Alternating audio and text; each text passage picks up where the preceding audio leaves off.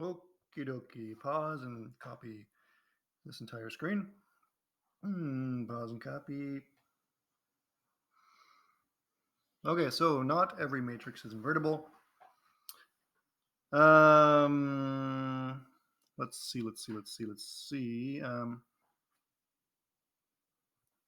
Okay, so if you calculate AD minus BC here, you're going to see that it's 0. So the formula I gave you above in Theorem 4, perhaps there's a bit more to it. It gives you a formula for A inverse, but it's also true that if AD minus BC is 0, that this matrix is not invertible. This one's also not invertible because you get 12 minus 12 is 0 for AD minus BC. So not going to work out. I mean, you can try finding an inverse here, but not going to work. Okay, so we've done 2 by 2s. What about 3 by 3s and 4 by 4s? Well, there's a general algorithm which I will explain right now. So what do? You switch to blue. You form this big matrix. So what it is you have your n by n original matrix A here, and then beside it you've put I, in. And then you have a quite a kind of wide matrix. This is 2n columns and just n rows.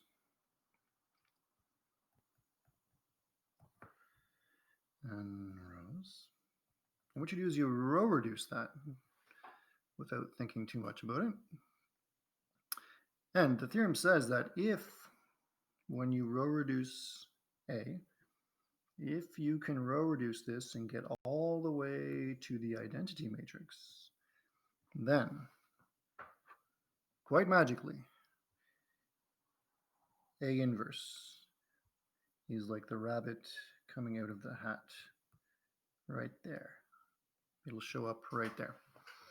Of course, this is not magic, and I'll talk about the proof of this later on, but for now, I just want you to get the algorithm. Again, you take A, you put the identity matrix beside it, and then you row reduce, focusing your attention, well, you're going to be starting with the matrix A anyways. And if you can get all the way to the identity, then A inverse will appear there. Okay, Theorem 7 says that A is invertible, and this is if and only if A can be row reduced excuse me, to the matrix, the identity matrix. Or in other words, A is row equivalent to the identity. Okay, let's talk more rock. Let's do an example. So what do? I take A, I put it there, and then I put the identity matrix of the appropriate size beside it. And then I start row reducing. Oh boy, what have I done? Chosen a nasty example. Oh well. What to do?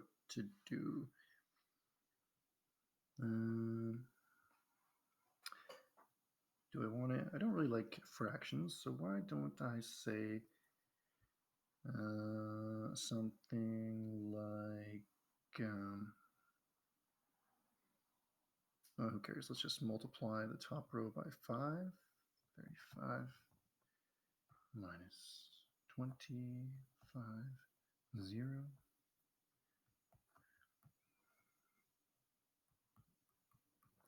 I'll go 7, row 2, 35, minus 14, 0, 7.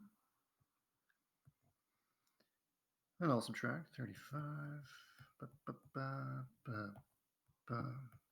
Doing row 2 minus row 1.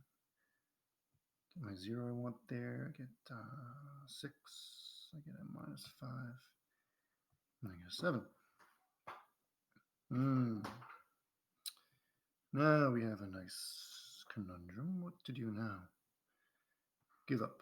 No, don't give up. This may not be the optimal way to go about this, but who cares? Let's go 6 and 20. 6 and 20. Oh boy. 105. So I'm going to do 3 times row 1 and 20 times row 2. I'm bending over backwards to avoid fractions here. You don't have to do it this way. It seems a little bit daft, to be honest, but variety is the spice of life. 7 times 20, 140. Okay, double check. When I talk and math at the same time, I often make mistakes. So 3, 0, 3. Oh, no. I totally butchered that. That's not what I want to do at all. I want to do 3. I want to do 3 times this. Yeah, I totally butchered that. Let's go, let's fix this. Minus 60.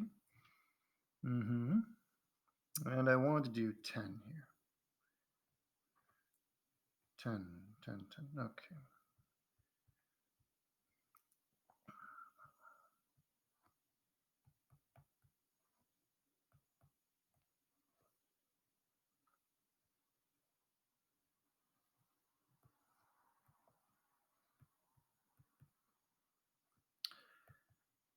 Then I'll do row 1 plus row 2. Okay, adding minus 35, 70, and then not changing this. 60, 50, 70.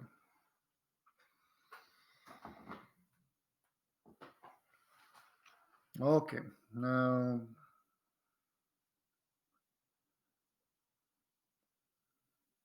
let us see. What am I expecting before I go any further? 1 over, what was this again? 6, and then minus 2, 7, 4, minus 5.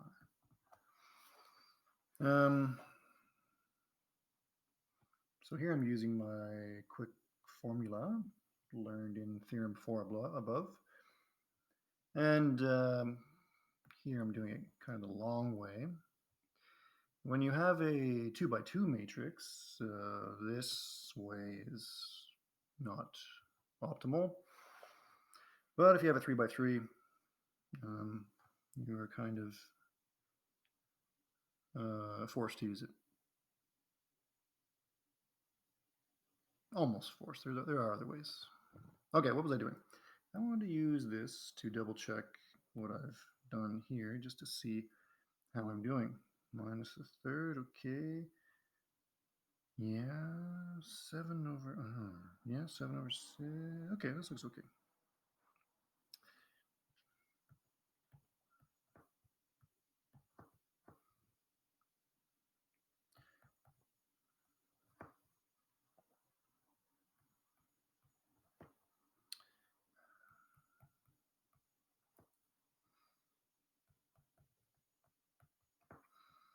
So what did I do?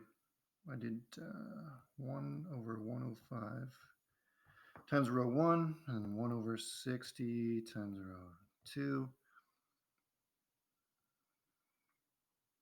And then my algorithm says, well, because I got the identity here, this must be A inverse.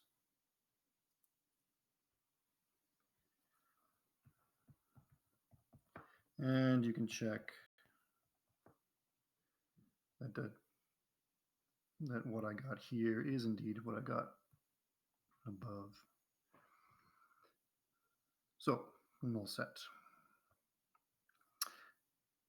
So I'll just write my final answer out.